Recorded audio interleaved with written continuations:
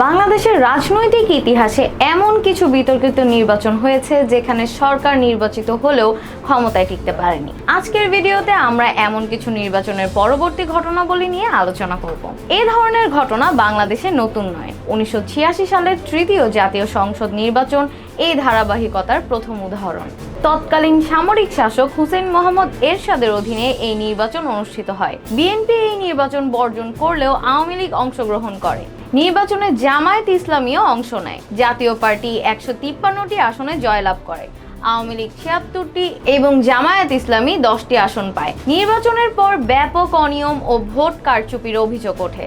পরবর্তীতে আন্দোলনের মুখে এরশাদ সরকারের পতন ঘটে। 1996 সালে মাত্র 11 দিনের মাথায় সংসদ ভেঙে দিয়ে তত্ত্বাবধায়ক সরকারের হাতে ক্ষমতা হস্তান্তর করা হয়েছিল। এছাড়া আরও দুবার 5 বছরের মেয়াদ পূর্ণ করার আগেই সংসদ ভেঙে দিয়ে নির্বাচন করতে দেখা গেছে। খালেদা জিয়ার নেতৃত্বাধীন বিএনপি সরকারের অধীনে এই নির্বাচন অনুষ্ঠিত হয়। বিরোধী দলগুলো নির্বাচন বর্জন করে।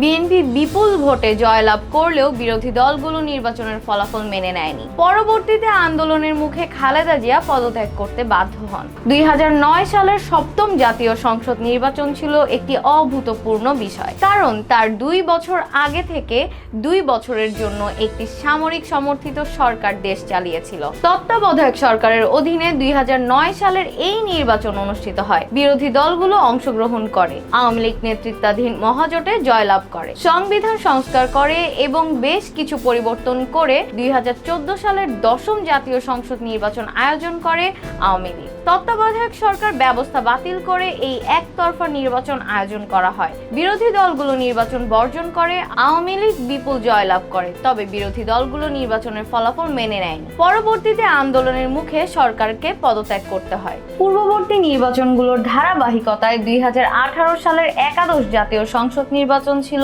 ভোট কারচুপির অভিযোগ ওঠা এক বিতর্কিত নির্বাচন। বিরোধী দলগুলো নির্বাচনে অংশগ্রহণ করে, তবে ভোট কারচুপির অভিযোগ তুলে প্রায় সবগুলো বিরোধী দল। আওয়ামী লীগ বিপুল ভোটে জয়লাভ করে, তবে এই নির্বাচনকে ঘিরে বিভিন্ন মহলের সমালোচনাও শুনতে হয় আওয়ামী লীগকে। সর্বশেষে বাংলাদেশের রাজনৈতিক ইতিহাসে 2024 সালের জাতীয় সংসদ নির্বাচন একটি বিতর্কিত অধ্যায় হিসেবে চিহ্নিত হয়েছে। 7 জানুয়ারি অনুষ্ঠিত এই নির্বাচনে প্রধান বিরোধী দল বিএনপি ও তাদের সমমনা দলগুলো অংশগ্রহণ করেনি, যা নির্বাচনের অন্তর্ভুক্তিমূলকতা নিয়ে প্রশ্ন তুলেছে।